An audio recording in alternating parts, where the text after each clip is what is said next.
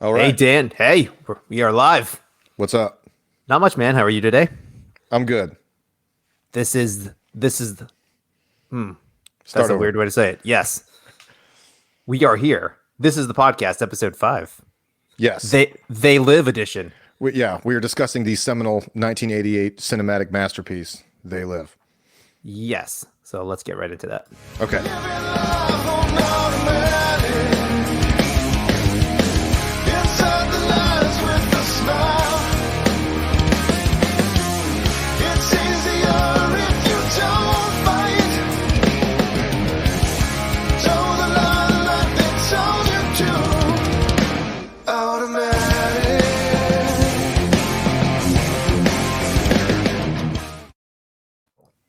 Oh yeah. Okay. All right. All right. So, first question. Are we keeping the glasses on the whole time or what are we doing? I'm gonna give it a minute or two because I paid damn good money for these glasses, Dan. Put on the glasses, Dave. I put on the glasses, so but the glare is killing me because it looks stupid. So I think we look kind of cool in like a dork sort of way. oh, definitely in a dork sort of way. Yeah. Yeah, yeah. All right. All right. Well, yeah. Let's see here. I think I might take them off. Let's do that. But All right. throw up our little graphic there jeez. for a second. Now it's really These bright. are the darkest glasses in the world. Look, man, the glass. This is a pretty good buyout on those glasses. They look They're- close. They're built really strong. Yeah, they are. These things are like, hey, man, yeah. Amazon special, $8. Consume, obey, buy. That's. I thought that was a little bit of apropos. irony. Yeah. Yeah, a little bit. Yeah. So for this episode, I busted out all the stops and spent $20 on gear for it. Yeah. All right. So I guess for anyone watching this, if you haven't seen this movie, Yeah. a lot of what we say probably won't make a whole lot of sense. But No, and go see it. And spoiler alert, we're going to talk about the movie. So yeah, and the ending, anyway. and what is it? It's like from 1988. I'm not talking about the ending. That'll get us a hard strike. This is for children, Dan. We can't talk about the ending. What end? Well, I mean, not like the ending, but I mean like You said the ending. well, like the twist of the thing. What a twist. Yes. Yeah. All right. Well, okay. You go first. What's on Well, your mind about it? No, I don't know. I watched it. I watched it yesterday for like the first time in a long time, and I'd seen it a few times. I did a little bit of reading up on it. There's just a couple interesting angles to take on it. I think it's funny, just the general watching it now and actually having some historical reference knowledge in it, being it's like a '80s kind of go hating on the Reaganauts movie. Yeah. I didn't really pick that up. I mean, the first couple of times I've seen it, and then literally they have one of the aliens there, or creatures, whatever you want to call them, like giving a Ronald Reagan speech. Yeah, like, he says it's behind the morning in podium. America. Yeah, I was like, oh, he's supposed to be Ronald Reagan. I was like, and like in my Yeah. head, I knew that, but like it didn't click for the time period. And then that's like kind of actually I guess the thing that John Carpenter was kind of going for. Yeah. Well, John Carpenter is sort of a known. I mean, that's been his. He was sort of a hippie anarchist, sort of kind of person. I mean, based on like sort of the political stuff in his other movies, Escape from New York and L.A. were both very sort of anti-establishment, kind of screw the system kind of thing, or not so much screw the system because of that, but describing all systems as inherently corrupt. Right. Right. So, it's not really surprising, but, and there's a little bit of, I don't know, watching this movie. Well, I should back up. It's like, it's one of those movies where it's like, it's either a very dumb, smart movie or or the smartest dumb movie. Because, so, part of that, that juxtaposition is what makes it charming and fun, I guess. Yeah. But like the idea that like, all the homeless people kind of live in this one little area, but they all kind of help each other. And it's sort of like, I don't know if it's supposed to be sort of an intentional, like, this is like what a socialist kind of society could be where everybody kind of helps each other. You know what I mean? And then the evil capitalist overlords come in and they literally bulldoze it to the ground. I don't. Yeah, the opening scene with the homeless shantytown, whatever, struck me in a couple different ways. Meaning, hey, this movie's like loosely Los Angeles-y based, You would think Southern California, whatever, and like there's a lot of that going on right now. Except those homeless camps are not as well organized and well fed, Right. and like they don't have porcelain plates to like feed each other off of. Like And they're not the result of, evil capitalist empires either. They're the result of no. kind of borderline socialist communist policies, which create the shanty towns in like San Francisco and stuff. Yes, exactly. Yeah. Like crazy government intervening policies on housing and things that make it impossible to pay for living in those cities. Yeah. Where it's just as easy just to get a tent and live under the overpass. Right. I mean, like, is there a greater disparity between like the rich and the poor than in a place like the Bay Area? I mean, where you got like Silicon Valley and like all that, tech giants of the world. Right. And then it probably has like one of the largest homeless populations in America. Yeah. Exactly. No, it's crazy. Yeah, and it's funny too. Is like the movie definitely has the like you said, it is like the capitalists that have this stranglehold on society, as if like it could just happen on its own that way. As if like Apple or Google could like literally just kick you out of your house or like impose things upon you without the overuse of a government that can reach in and do crazy things or like it can really impede on your life. As in like California is what's doing it in California. Yeah. Now, I'm not saying that those companies aren't implicit in a lot of ways, but without the governmental structure there to tax, regulate, and control, that kind of thing doesn't happen, or can't happen, or it's very hard to happen. Huh. It seems unlikely that a corporation would just be able to drive the middle class into the ground en masse. Well, why would they? Well, I mean, corporations thrive on a thriving middle class, right?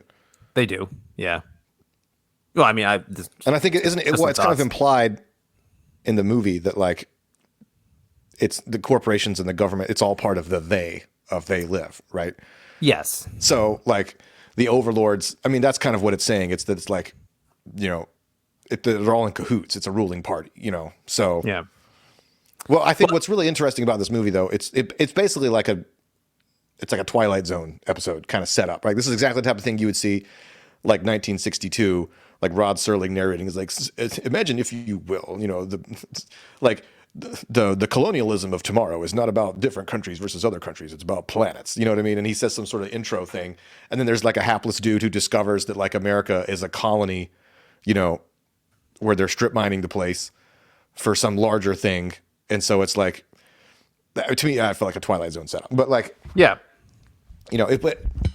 It's one of those kind of things where, hold on, this stand is a faux pas. Fix it up, buddy. Well, it's similar to like 1984 and like all these other sort of cautionary tales where it's like both the left and the right look at it as this is what can go wrong when the other side gets in power. You know what I mean? Yes. So like, it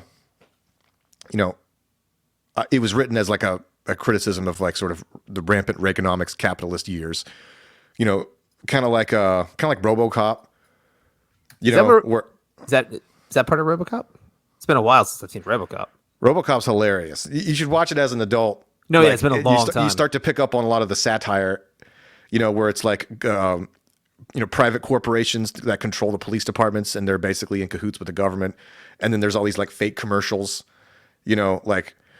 so it's a criticism of like the intertwining of like rampant commercialism with totalitarian government, which of course kind of went over everybody's head at the time, but like kind of like how Starship Troopers was like, a big criticism of fascism and nobody noticed it at the time because they were expecting like a dumb movie and then it's actually smarter than it needs to be. But anyway, so like, if you're a Bernie Sanders type of person, you would say, oh, this movie exemplifies like, rampant human greed run amok. And it says, well, what happens if we were the ones that were the recipient of that greed from other people? How would we like it? Right. And then from a right-wing perspective, from a 2021 right-wing perspective, which hasn't always been the idea that like your corporate and governmental overlords are the ones pushing you, you know what I mean? That's not really a right-wing thing. That's more of a centrist. Yeah. Like, they couldn't have predicted in the 80s, well, they probably could have, like the way that, algorithms and social media like direct everybody to like they want us fighting with each other, so that they can run more ads on the content where people are arguing with each other. You know what I mean? And the whole point of their stimulus money, they're getting it to consume and all this, they're pumping into the economy and there's inflation. They want us to buy things. The only thing that actually is different is the marry and reproduce thing. So that's the opposite of what's happening now, because now the overlords are telling people that they don't need to marry and reproduce.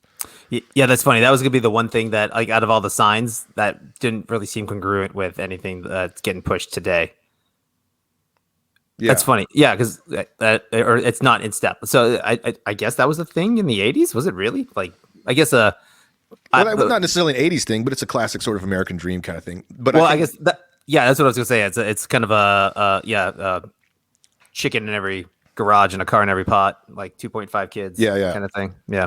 Well, and the idea that and we both know this as people with children, that when you're busy raising children and you're trying to work to have a job to be able to do so, you don't have the time or the resources to overthrow anything.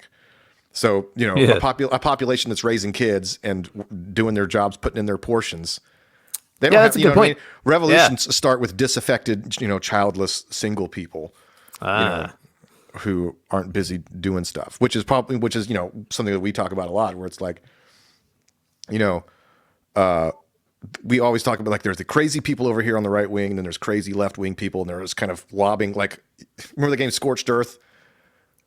Remember that game where you're just basically lobbing? So, like, that's the two extremes. There's the big mountain in the middle of normal people who are busy, like, raising their kids, going to work and running businesses and just doing their stuff. And then these people over here are just sort of lobbing pot shots at each other, and we're all caught in the crossfire. So, yeah. That's funny. That reminds me of, like, Paul, like Christianity from the Bible. Paul was like, you know what? It'd probably be good if you guys get married. I'm not saying you don't have to, but it'd be better if you didn't. But because, you got a lot of problems when you're married and you have kids and you have a family. You got a lot to deal with. I never really understood that.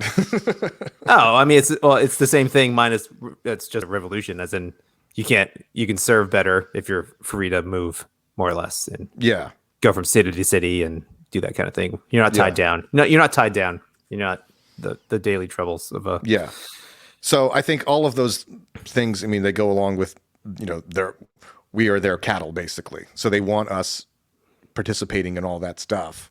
Yeah. Meanwhile, we don't realize that the system is stacked against us, right?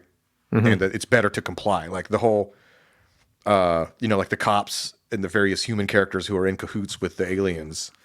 They're like, it's better for you, like you get a promotion, or you do all this kind of stuff. And so, I mean, that has a lot of relevance today, because, there's a lot of people who, like if you listen to various sort of centrist, classical, liberal, conservative, whatever personalities, like they're all the time getting questions from like college students. They're like, what do I do when my professors are just trying to indoctrinate us into, they're putting us in sort of an activist factory to churn out small versions of them.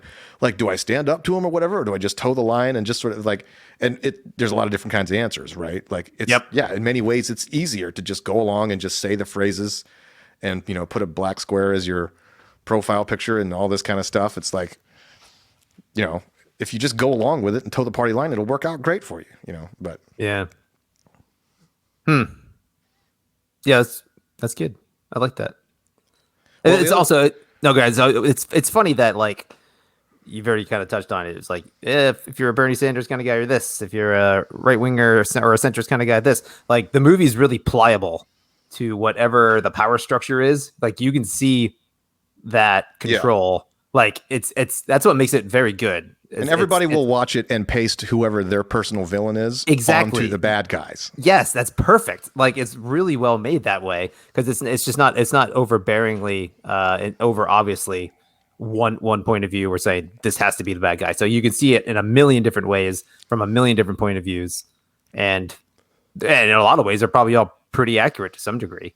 I mean, there is a lot of manipulation and a lot of control and a lot of propaganda from all sorts of groups in our society, government, cultural, business, any sort of thing, pop, definitely pop culture and all that stuff. So it was pretty funny. I was trying to think of ways to pin it down to today, and there's a million ways to do it, but there's also that's frustrating. Actually, there's too many ways to do it. It's not Yeah. like it's not a copy and paste into 2021. Donald Trump is not the evil alien. I mean, friggin' Joe Biden's closer to the evil alien in reality than Donald Yeah. Trump. Well, and at least in terms of policy, But you know no, what I I meant mean? I meant in terms of acting like a human and like acting normal. Oh, That's so you're that's what. saying that Trump would be doing a horrible job at impersonating a human because he's so bizarre? I, okay, they're both doing terrible jobs at being humans because Like it's like they're Kang both. and, it's like Kang and Kodos It from The is Simpsons. exactly like Kang and Kodos. So if you had Trump and Biden next to each other, and you're like, which one of these is an alien doing a poor impersonation of a normal human being? Yes, Which do you that's so good. You got Yeah, this. You got, which one you is got it? a person who can't really put together sentences, and then you've got like a insane person over here. Yeah, that's super good. That's really funny. That's exactly what I'm going for there. Yeah. We should make a "Don't blame me. I voted for Kodo" shirt and have it Donald Trump and Kang, or Donald Trump and Joe Biden, like little space outfits. That's a good idea. Get on that, Dan. You're the Photoshop expert. Not that level of expert. Yeah, no, not me. Not nothing. We'll commission that to somebody. That's But like the yeah. idea of like even without the socio-political stuff, the idea of us of taking like the West, well, not only the West, human beings' history of colonialism and basically subjugating other cultures, for economic gain, basically, and then transplanting that and making us the recipient of that, but we don't realize it, is a really interesting idea. Like, So like what you're getting at is like that the aliens come to they're there for entrepreneurial reasons to make money for control, and they use us to gain that in the movie, and then Yeah. you're stating that as a mankind phenomenon where a conquering nation or a group of people would, I Yeah. guess, Well, it's almost would like take advantage of and exploit another group for the same it's reasons. almost like we've been trying for thousands of years to figure out the formula for subjugating another population, but we could never make it work long term because people would always inevitably revolt and they would want their own rights and their own freedoms, and they would want to benefit from the fruits of their own labor, right? Mm-hmm.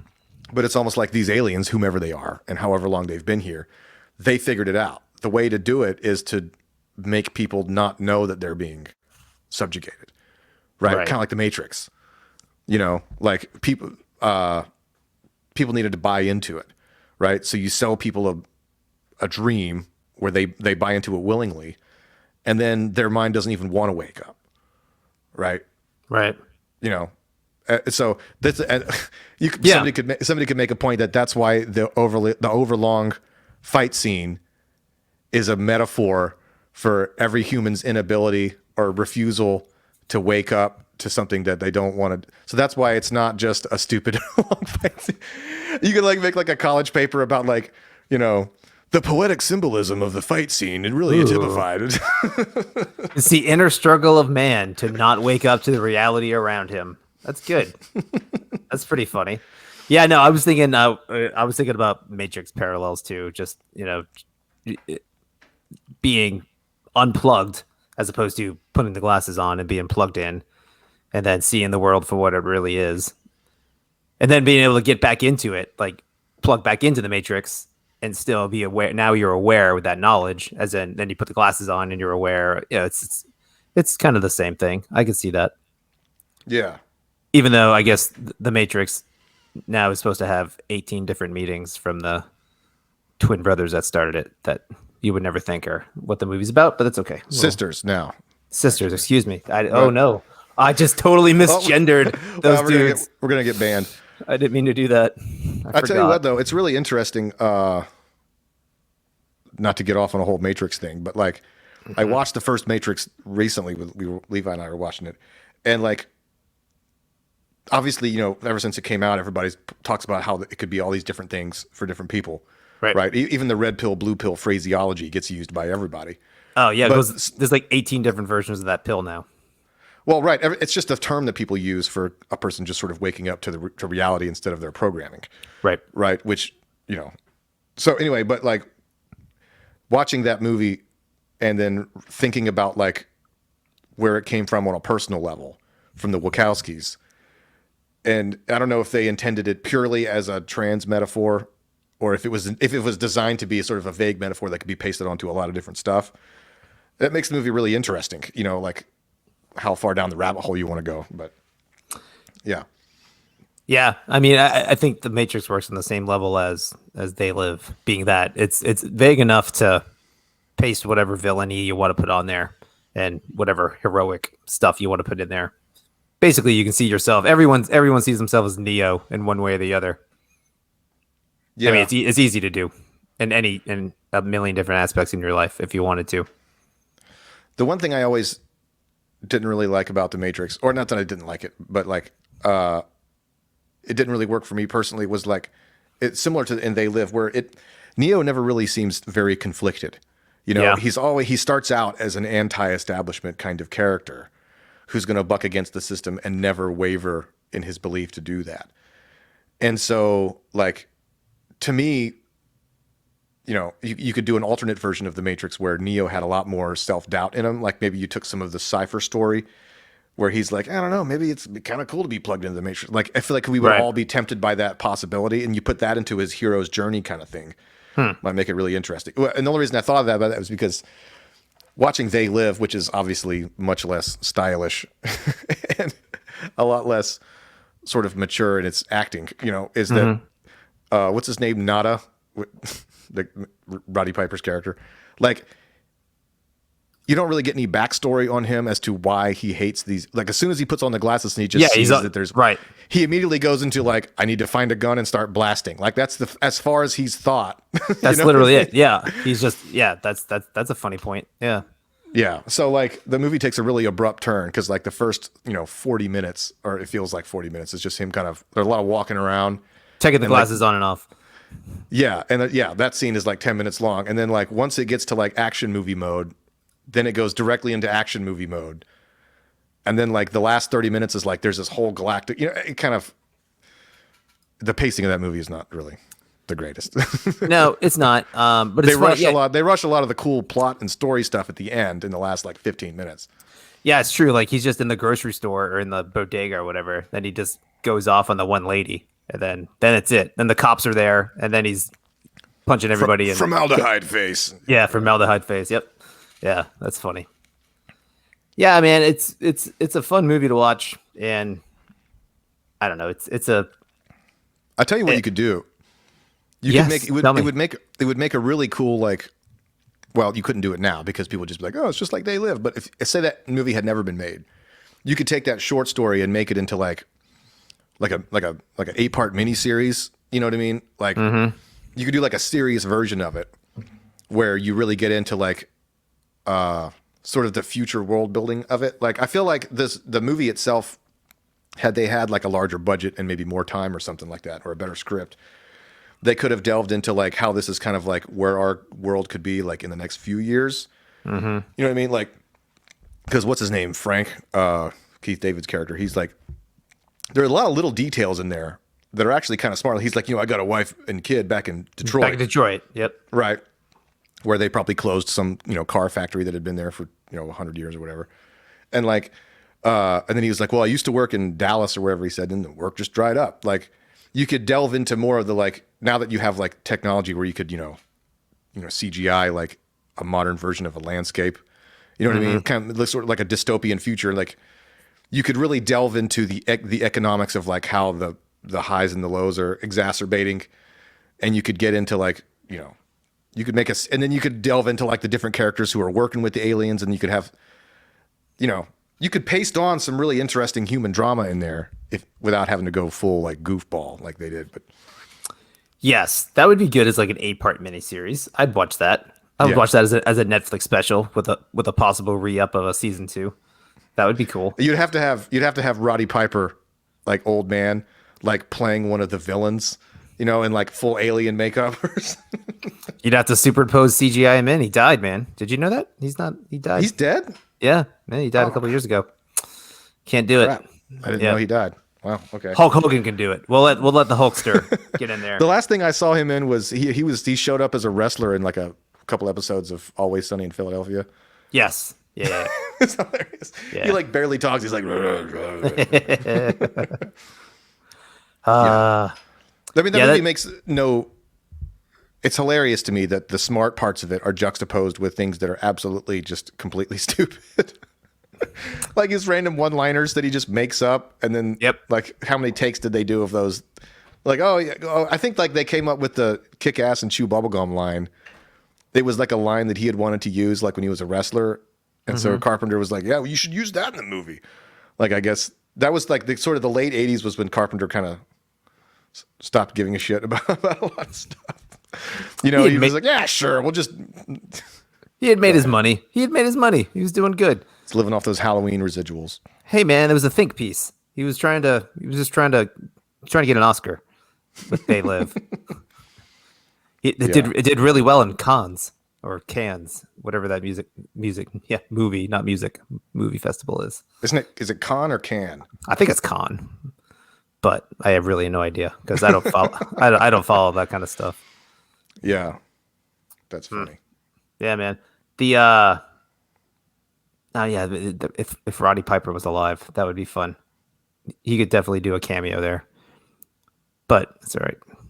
I should have found out how he died. But yeah, the little short story, I read that. It was like 6 or 8 pages on a PDF. It's super short. It's like it's very, very short. And the opening, like the first page or two, is like the movie's like shot for shot, like the first 8 paragraphs of that story for the opening scenes of the movie. It's pretty funny. Like, so it goes into, it's the whole same story though. There's like a dish on top of a TV studio or whatever, or yes, he eventually gets into the TV studio. They don't like set it up like that. It's like all of a sudden he just enters a media complex and destroys the tower. Or actually, I don't know if he gets down to the transmitter. He kills all the media people that are aliens. Yeah, but it starts off, more or less, just like the movie. It's pretty funny. It just jumps through it really, really quick. He doesn't die at the end. He does die at the end, but not from that. He just, because the alien told him he would die the next day, and he dies, and they don't explain why. It's called 8 o'clock in the morning. And they like, so the first time is that when he's supposed to die? Yes, he's supposed to die at 8 o'clock in the morning. So he puts on the glasses. He's around. He gets kind of the just around the underground conspiracy stuff, and then they get hip to him. Then they send a message to him like, "You're going to die at 8 o'clock in the morning." He's like, "Well, maybe I can go wake some people up before I die." So then he goes out and tries to start convincing people. Yeah, it's very short. It paces with the movie like really sporadically. It's funny. But the person who wrote that got a nice payday for it. I guess it was written in like the 60s or the 50s or something. It was written a while ago. So is that, it's probably supposed to be some sort of communist metaphor? I don't know. Everything else in the 60s? Or was it sort of, again, like sort of an anti-capitalist kind of thing? Like, because in the 50s and 60s, it's like American economy, everything's booming. And then you start to get the real creation of like the American dream suburban house kind of life that everybody consumes and stuff. Yeah, there's still all the consume, obey, the marry and have children line is in there, or the marry and procreate or whatever. That line is in the short story. So it's probably the same. I was right in the middle of the baby boom. Yeah, so it's probably the same feel. It's probably the anti-capitalism thing as opposed to anti-communism. Or maybe it's less specifically capitalism, but more colonialism. Maybe. Right, because. Well, I guess the movie doesn't really, or the story doesn't particularly advocate for any particular set of, other than like we said, the idyllic presentation of the homeless shanty town, where it's like everybody's getting along, and it's like this could be something, right? But it's more of like, it would be interesting to ask the author, were you thinking like this as, is he coming from some sort of like Frankfurt School of postmodernism kind of thing, or is he looking at like, the British Empire was like recently deceased, and then like all of the various empires of Europe had all kind of crumbled post-war. So like maybe that's where it came from, I do not know. Because the guy in the movie specifically says like we are their third world, and so like once they get done with this, they're just going to move on. Yeah, I know. I don't know. Sorry, I didn't do any more research than actually. I thought it was pretty good that I read the original short story. Yeah, that was pretty good. Now that would get you an A for participation in. This was like high school film criticism Yeah. class. Like I did a slight internet research and I read 8 pages. I felt pretty good about myself. Yeah, or like, all right, who watched the movie and who read the book, and then nobody knows the differences between. Yeah, what is it with aliens coming and just depleting all the resources? It's like Independence Day. Come on, man. Just Well, it's a pretty obvious, story idea. I know. It's just Well, because it's like you think about like the history of what have we done? And what we do is we move around the world and we gradually use up stuff. but do we? Well, I mean, yeah. I mean, there's a finite amount of gold and coal and stuff in the world. Are we out of So gold and cold? I don't know, Dad. I think we're still doing all right on coal. No, but it's not unlimited. You know what I mean? So the idea that's like, if you took like bad versions of us and we had more technology, what would we do? We'd go around the cosmos and use up stuff. I mean, that's how we do to each other here.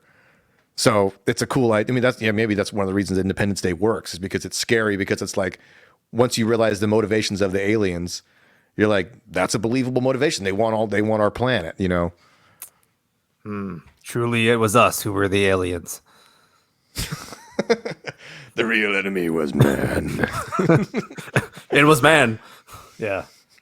Yeah, that's funny though. The alien tropes are silly, but either way, I see it. It's fine. Well, it's a question of like, if you're going to do you want to make your sci-fi villain so foreign that it becomes a fear of the unknown, or do you want to make the villain relatable? Yeah. Right. There's two different ways to do it, because you have like, that's like a relatable thing. You're like, all right, well, they want our stuff. Okay, well, we use stuff. I understand that. As opposed to like, the alien from Alien. Yeah, Alien. That's like literally like, has no eyes and is just like this completely unknowable creature.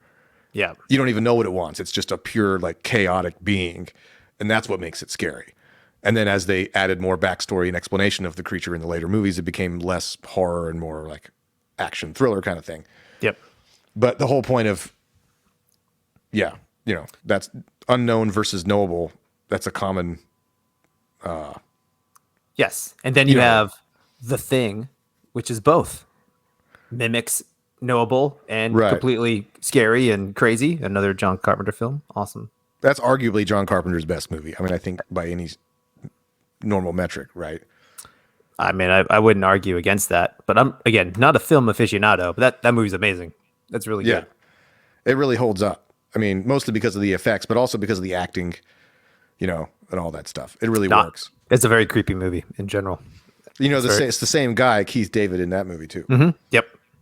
Yeah, that guy gets around. And then he was the guy that did the voiceovers for like the Navy. I know. Like in the 2000s. Yeah. Join the Navy. Find your future, or whatever it was that he was saying. I think he was. That would be hilarious if he just one of those commercials. He was just like, "Put on the glasses, man."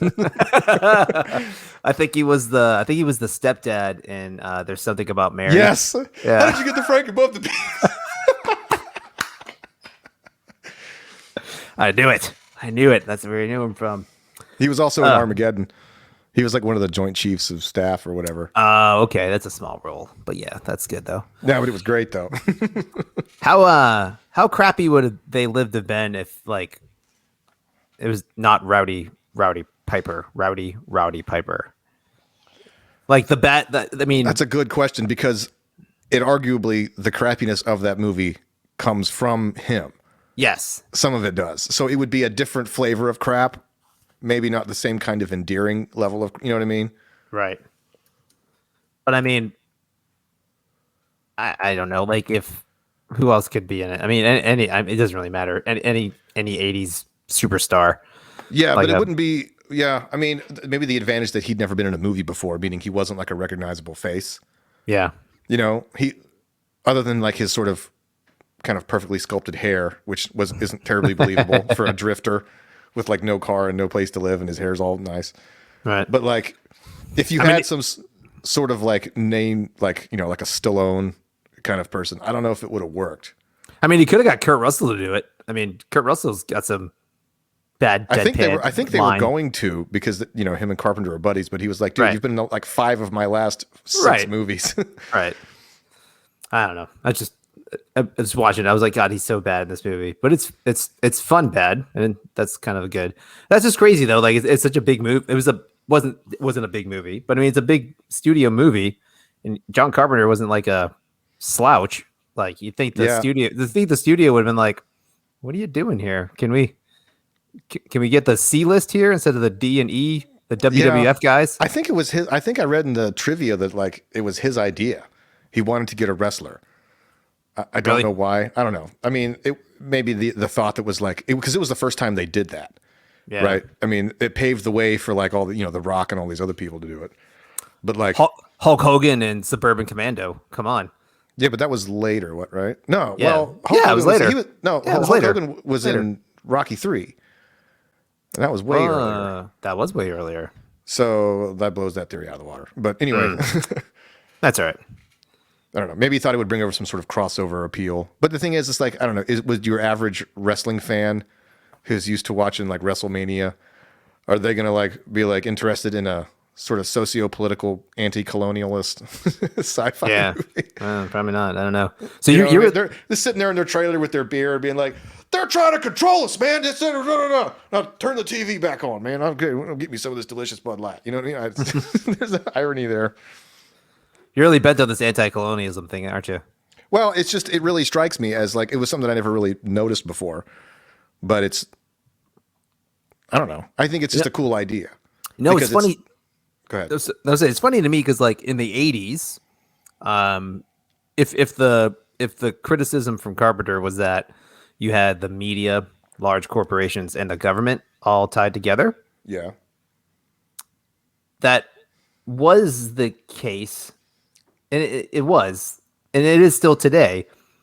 I don't know. It's just what I was gonna say was like when people like now when you hear that, or like if a Bernie Sanders is like big business and they're the ones that they're trampling on your rights. Again, nobody ties those two in with the media and the government. Everyone's mad at something, but not all three. Does that make sense? I don't see a lot of that. Like because I think I'm getting it. Tell me more about what you're saying. But I guess like you can be mad at all three, but there's now these huge divisions of everything. So like you can be mad at you have right wing media, you have left wing media, you have right wing business, you have left wing business, you have right wing politicians, you have left wing politicians. So now like there's like two versions of everything. There's two versions of all the bad guys, and like it's the trifecta. But back in the 80s, you still had this. You had all three together. But it was Republican controlled mostly during the 80s. During the 90s, it was mostly Democrat controlled. Well, with Clinton, and then back to Bush, and then back to Obama. But that was more back and forth, back and forth, back and forth. And I think with the advent of different news outlets, you now had a sharper split where there's now two sides of that coin. Where there was always that coin. I don't know.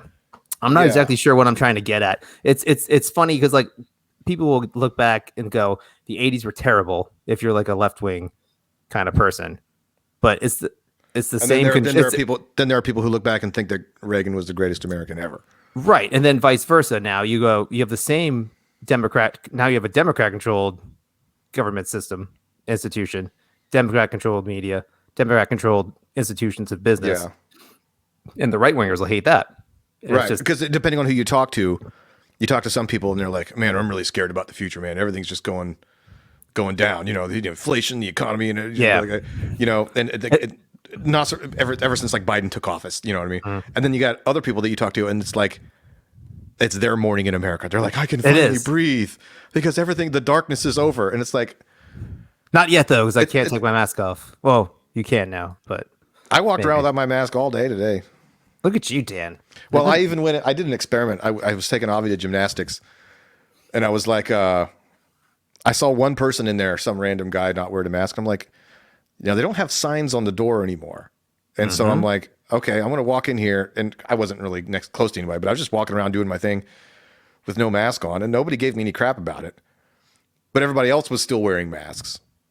Yeah. And I'm like, Okay, well, I had it in my pocket and just in case somebody said something to me. I wasn't worried about getting into some sort of verbal altercation at the gymnastics studio, but it was just like, I was thinking it was like, tell me you only listen to NPR without telling me you only listen to NPR. You got both your Band-Aids from both of your vaccines on still, just hanging on to those Band-Aids. Like, Yeah. look at them. Look at them. I got them I both. have my laminated vaccine card that you can like whip it out anytime somebody. I did it. I Instagrammed it. Look, I Instagrammed it live. You can watch me. Here it is. Yeah, I checked all the boxes. Do I get to vote now? Yeah. Do I get my stimmy check? The old stimmy check. Well, that's funny, man. Because like, I don't know. It's like, so when I watch this movie, I immediately embed all the government, all the bad stuff with the government on the aliens.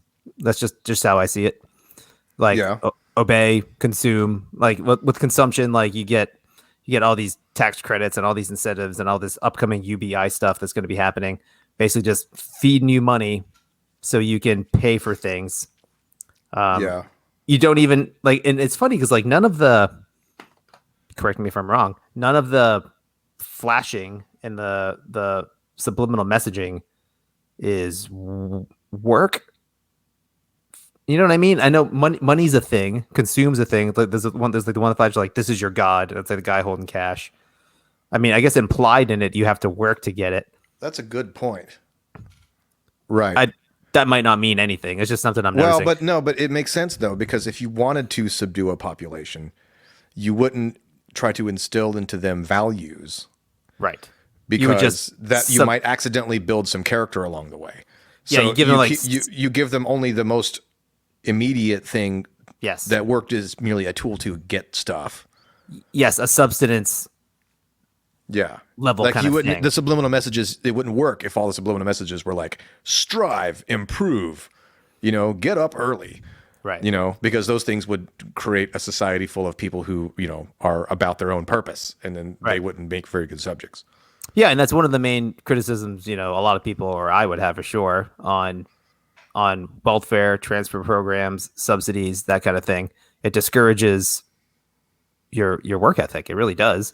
I mean, if like we've talked about this already, like so if the unemployment benefits are right at where minimum wage is, you're like, well, why would I go back to work for another $2 an hour? I'm making $15 an hour doing nothing. This is crazy. Yeah. So, but that allows you to consume. Okay. It allows you to kind of not be real aware and not involved in your society and making actual changes in things. You're just kind of a passive actor in that you're a, what's the term? NPC, a non-playing character. Yeah. You're not really doing anything. You're just getting fed a pill. It's like Soma in 1984. Brave New World. That's Brave New World. Brave New World. Yeah, you're just taking your pills and having your lab originated sexual encounters with people. And yeah. Have you watched Logan's Run recently? The answer I'm sure is probably no. But no. It's another really we should talk about that one sometime, because it's a lot of the same kind of things. It's kind of crappy, like just from a filmmaking craft perspective. Yep. And it's kind of dumb in a lot of ways, and it's very overly simplified. But the concepts underneath the surface are very interesting. But you've got like a whole society, like, it's that movie where like once you're 30, you kind of go to this little thing, and then right. And so what they want is they want all these sort of young, attractive people to just sort of consume and do stuff. And, and well, not really marry, but like reproduce. Like it's not exactly the same, but it's sort of, yeah. I'm with you. Yes, I would be down with that. It's not terribly good, but no, it's kind of enjoyable. No, that whole era of movies is hit and miss for sure. Well, there was this like era of sci-fi, before it became big business, where it was like kind of under the radar. It was kind of similar to like horror, where it wasn't really like a mainstream thing. So a lot of these people could kind of get away with doing, as long as the budget was low enough. Like the Planet of the Apes movies. Yeah. Like you watch those, like me and Levi watched them all last year. And like, there's a lot of really interesting stuff in there. And they all have like these terrible downer endings that are really depressing. But it's like each one costs like, $500,000 to make. And so the studios are like, yeah, who cares? Go nuts. Yeah. You know what I mean? So, but then once Star Wars came out, and then it gradually started to become big business. Now you got to have these giant tentpole features that can appeal to all demographics. But Yeah, and now we're here. Now we got Marvel movies that get crapped out every 4 weeks. Basically, do the exact same thing, just big, flashy. yeah, I mean, Bang I like the movies. Marvel movies; they're good. I know, Dan. You're a mindless consumer of shitty entertainment. Well, I think there's some value in the Marvel stuff that's never been done anywhere else. Like the idea of a series of 22 movies or however many they made. Don't say that they all go together, because they don't. You're a liar. No, not in terms of the story. That I don't Okay. care about. All right, Because good. Just making sure. you could watch a 3 seasons of 24 and be like, look, if you want story, there's plenty of story. The more story doesn't make something better.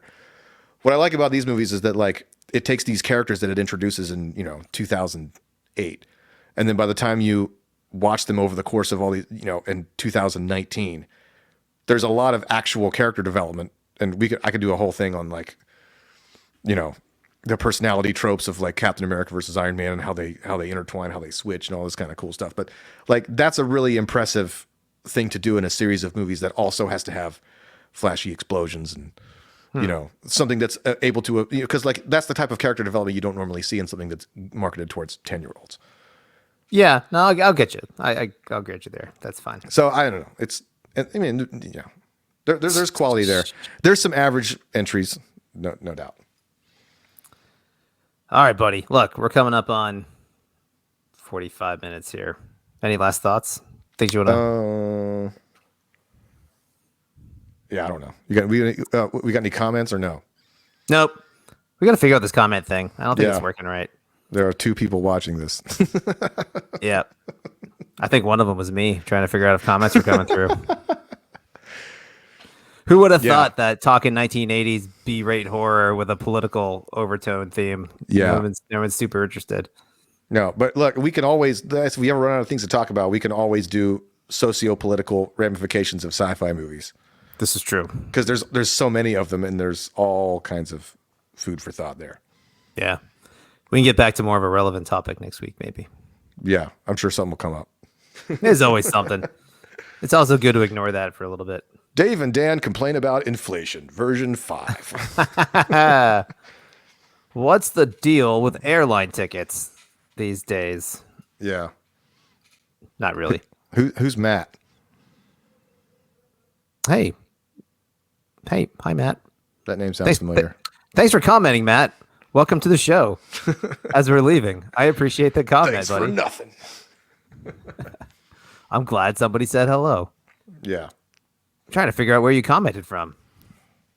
There's an F next to it, so. Thank you.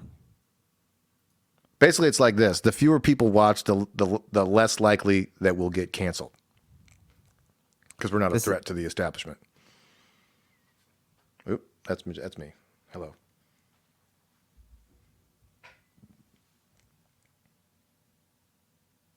I lost Dave.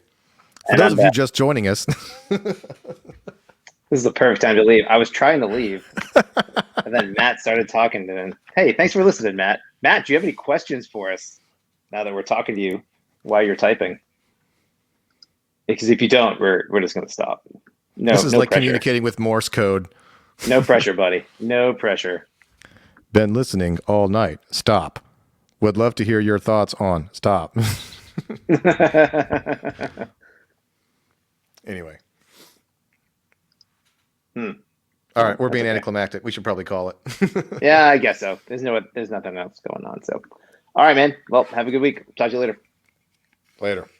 Oh, wait. Cool. Let me put on the glasses or start eating that trash can. Put on the glasses. All right. Later.